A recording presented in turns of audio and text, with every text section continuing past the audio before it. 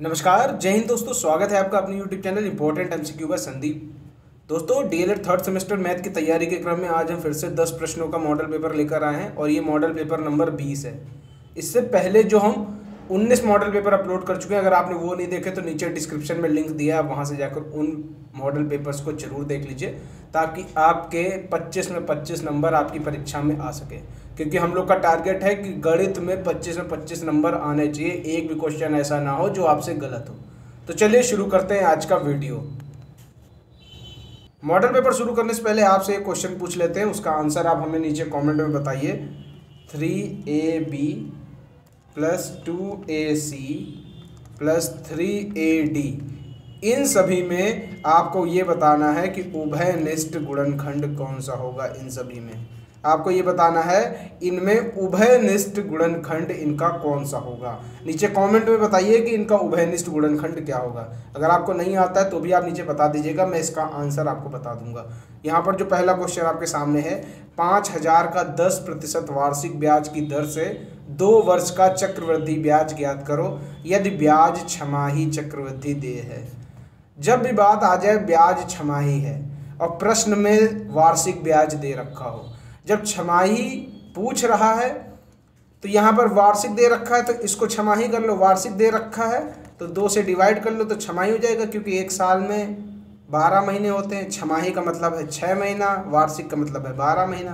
तो छमाही हमें चाहिए और यहाँ पर वार्षिक दे रखा है तो 2 से डिवाइड कर दो, आपका छमाही आ जाएगा।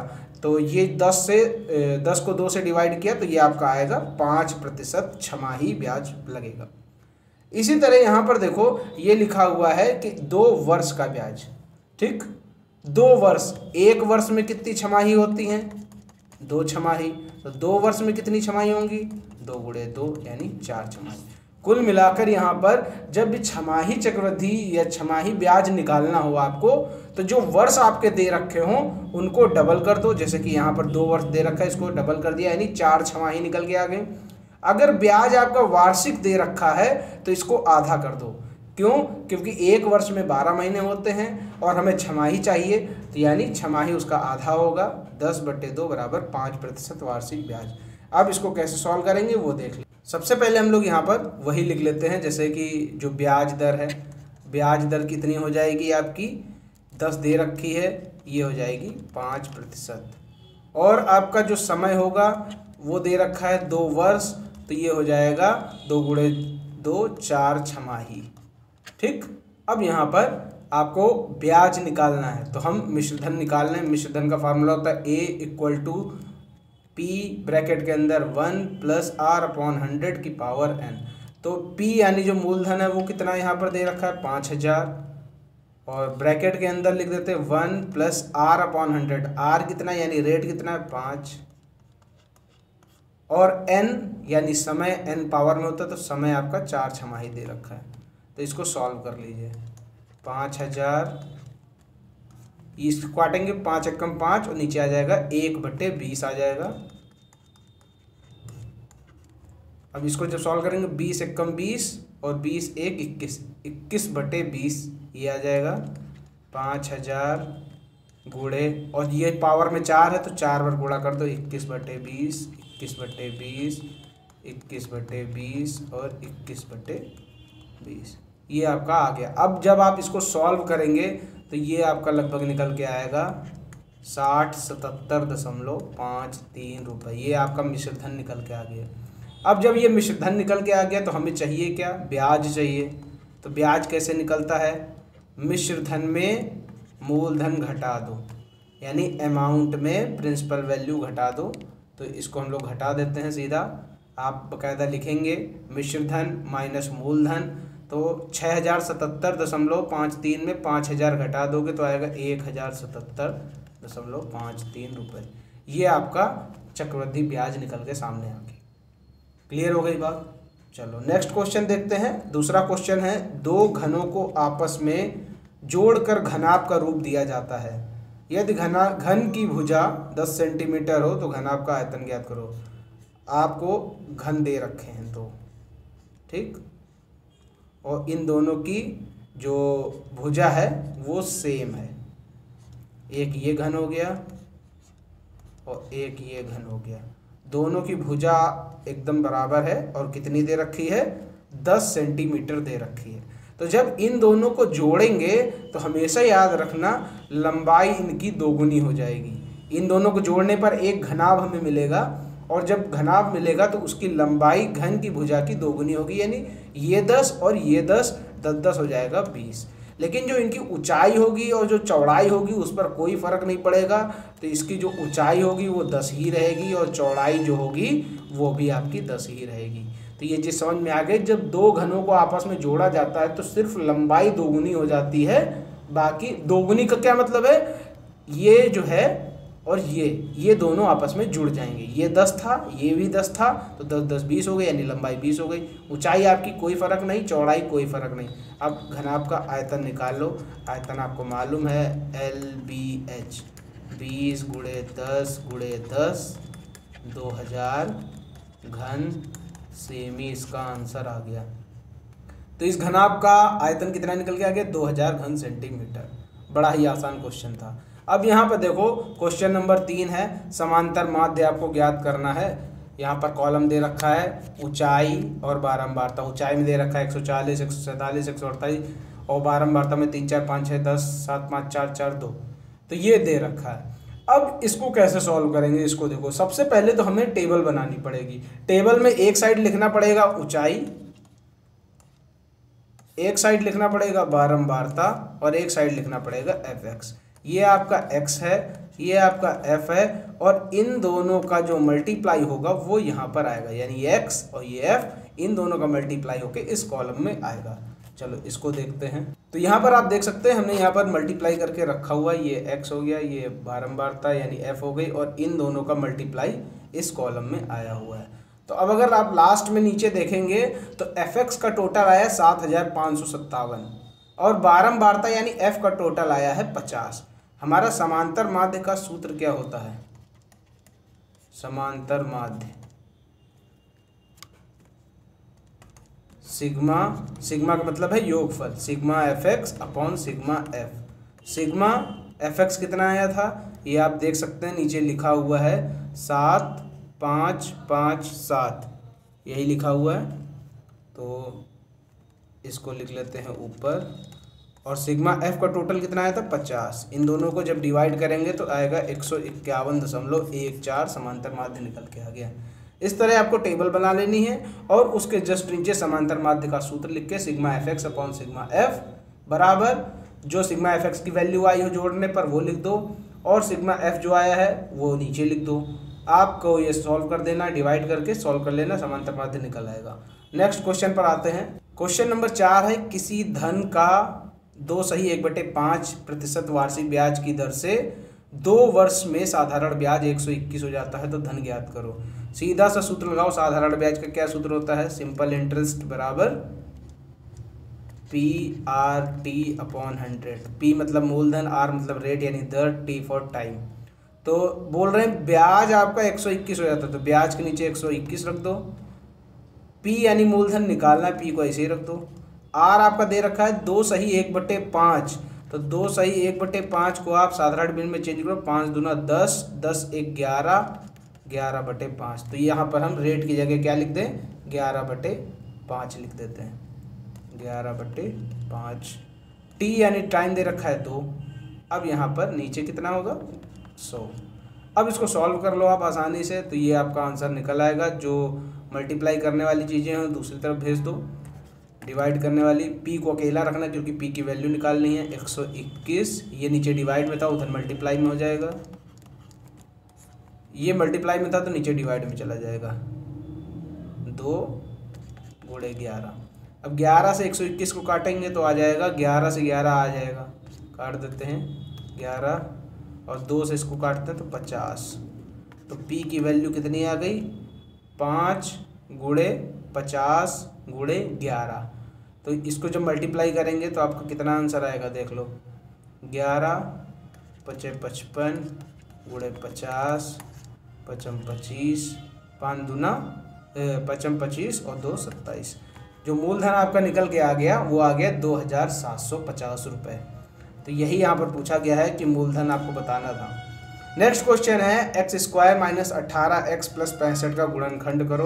देखो ये आपको जरूर आने चाहिए क्योंकि इस तरह का क्वेश्चन 100% आपसे पूछा ही जाएगा, कोई ना कोई क्वेश्चन आपसे जरूर पूछा जाएगा क्योंकि हर बार पूछा जाता है। तो यहाँ पर देखो एक्स स्क्वायर के साथ कोई नंबर है नहीं है, तो यहाँ पर हम 1 मानते हैं। ये है 65 का इसमें मल्टीप्लाई करेंगे जो यहाँ नंबर होगा, 65 एकम 65, ये नंबर याद रखना। अब 18x को हमें 2 पार्ट में ऐसे तोड़ना है कि गुणा करने पर 65 आ जाए, जोड़ने घटाने पर 18 आ जाए। तो वो नंबर है 13 गुणे 5। 13 गुणे 5 करेंगे तो 65 आएगा और 13 और 5 को जोड़ेंगे तो 18 आएगा। ठीक है, तो ये चीज़ समझ गए कि 18 को हमें किस तरह तोड़ना है।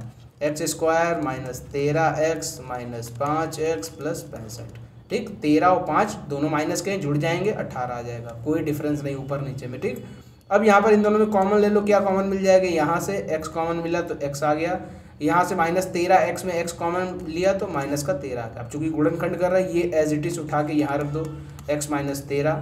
ठीक, अब यहाँ पर देखो x है और यहाँ पर क्या है माइनस 5x। अब माइनस 5x से हमने x ले लिया है ऑलरेडी, तो बचेगा क्या माइनस का 5।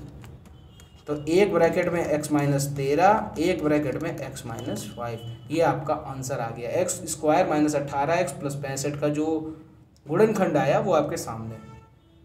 नेक्स्ट क्वेश्चन की तरफ बढ़ते हैं। क्वेश्चन नंबर 6, a बराबर दे रखा है x एक प्राकृतिक संख्या है और x जो है वो 9 से कम है। सबसे बड़ी बात कि ये प्राकृतिक सम संख्या है और 9 से कम है। तो सम संख्या कौन कौन सी थी, 2, 4, 6, 8, 10। 10 नहीं लेंगे, क्यों, क्योंकि 9 से छोटी बता रहे हैं। यहाँ पर ये देखो सामने साफ साफ लिखा हुआ है कि x इज लेस देन 9। अब b में देखो क्या बता रहे हैं, b में ये कह रहे हैं x प्राकृतिक संख्या है, x 5 से छोटा है, यानी इसमें सम विषम कुछ नहीं दिया, यानी सारे नंबर्स लेने 5 से छोटे जितने भी 1 2 3 4, ये 5 से छोटे हो गए। अब यहाँ पर लास्ट में पूछा जा रहा है a यूनियन b बताओ, और दूसरा क्वेश्चन इसी में है a इंटरसेक्शन b बताओ। a यूनियन b में यूनियन का मतलब होता है संघ, अगर हिंदी मतलब कहें यूनियन का क्या मतलब होता है संघ, और संघ में सभी लोगों को शामिल कर लिया जाता है। तो यहाँ पर संघ में इन सभी को शामिल कर लो, बस कोई नंबर रिपीट ना होने पाए। 1 2 3 4, 1 2 3 4 और 6 और 8। ठीक, देखो कोई नंबर रिपीट नहीं हुआ। आगे देखो, और ए इंटर अगर उल्टा बी बना है, उल्टा यू बना है, तो इसका मतलब है इंटरसेक्शन। इंटरसेक्शन का मतलब इन दोनों में जो भी कॉमन हो, हिंदी में कहे इन दोनों में जो उभयनिष्ठ हो, तो उभयनिष्ठ यानी कॉमन इन दोनों में कौन सा है, 2 है और ये 4 है, ये हो जाएगा 2 और 4। ये 2 नंबर में क्वेश्चन इस तरह का आएगा। तो इस तरह आप केवल 4 लाइनों में 5 लाइनों में करके कंप्लीट कर सकते हैं और 2 नंबर बड़ी आसानी से प्राप्त कर सकते हैं। नेक्स्ट क्वेश्चन की तरफ बढ़ते हैं। क्वेश्चन नंबर 7 आपके सामने दे रखा है 243 की पावर 3/5। अब यहाँ पर देखो, जब भी पावर बटे में हो तो ये देखो हर में कितना, ये अंश है, भिन्न के ऊपर अंश होता है, नीचे हर होता है, तो हर में कितना है 5 है। तो यहाँ पर हमें ऐसा नंबर दे रखा होगा जिसको हम चेंज कर सकते हैं पावर 5 में। तो ये जो 243 है ये किसकी पावर 5 होता है। आप अगर 3 को मल्टीप्लाई करेंगे 5 बार तो ये आपका कितना आ जाएगा, 3 3 9, 9 3 27, 27 3 81, 81 3 243। तो यानी 3 की पावर 5, 243 को 3 की पावर 5 में हम लिख सकते हैं 3/5। अब पावर के ऊपर पावर लग गया तो ये दोनों मल्टीप्लाई हो जाएंगे, 5 × 3/5, 5 5 कट जाएगा, 3 की पावर 3 बचेगा और आंसर आएगा 27। ठीक है, 3 × 3 × 3 अगर इसको मल्टीप्लाई करें 3 3 9 3 27, तो आपका 3 का क्यूब यानी 3 का जो घन है वो 27 निकल के आ गया। यही इसका आंसर होगा। नेक्स्ट क्वेश्चन की तरफ बढ़ते हैं। एक पार्क की लंबाई और चौड़ाई में अनुपात दे रखा है 5:3। ध्यान देना, 5:3, और पार्क ये रही लंबाई और ये रही चौड़ाई। अब बोले पार्क की लंबाई 95 मीटर, तो लगाओ समानुपात, और यहाँ पर लंबाई पहले दे रखी है तो यहाँ पर भी लंबाई पहले रखो, 95 दे रखी है लंबाई, और पूछ रहे चौड़ाई कितनी है, तो चौड़ाई तो 3 अनुपात में दे रखा है, नंबर तो दिया नहीं, तो इसको x मान लो। वही करो, मध्य पदों का गुणनफल और बाह्य पदों का गुणनफल, तो 5 × x 3 × 95। ठीक है, तो x की वैल्यू निकालने के लिए 3 इंटू 95, ये 5 मल्टीप्लाई में इधर जाएगा डिवाइड में हो जाएगा, इससे काटेंगे 19 और x की वैल्यू कितनी आ गई 19 3 57। तो ये कितना हो गया 57 मीटर, यानी जो चौड़ाई आपकी निकल के आई यहाँ पर आप लिखेंगे लैंग्वेज, अतः चौड़ाई बराबर 57 मीटर। इस तरह करके आपको 1 नंबर या 2 नंबर जितने भी क्वेश्चन आएगा आपको पूरा नंबर दे दिया जाएगा। अगला क्वेश्चन है, यदि 6 आदमी एक काम को 4 दिन में करते हैं, उसी काम को 3 आदमी कितने दिन में करेंगे? तो भैया तीर लगाओ, आदमी लिखो एक तरफ लिखो दिन। आदमी कितने हैं? 6 आदमी हैं तो 4 दिन लग रहे हैं। अगर उसी काम को 3 आदमी करें तो कितने दिन में होगा? इसका तीर तो पहले ही डिसाइड है, ऊपर लगेगा, x की तरफ से जाकर ऊपर लग जाएगा। 6 आदमी 4 दिन में काम खत्म कर रहे हैं, अगर आदमी घटा दिए जाएं तो काम ज़्यादा दिन में होगा। ठीक है, जब आदमी कम कर दिए जाएंगे तो काम ज़्यादा दिन में पूरा होगा, यानी एक राशि के घटाने पर दूसरी राशि बढ़ रही है, यानी अपोजिट काम हो रहा है, तो तीर भी अपोजिट लगेगा। x/4 6/3।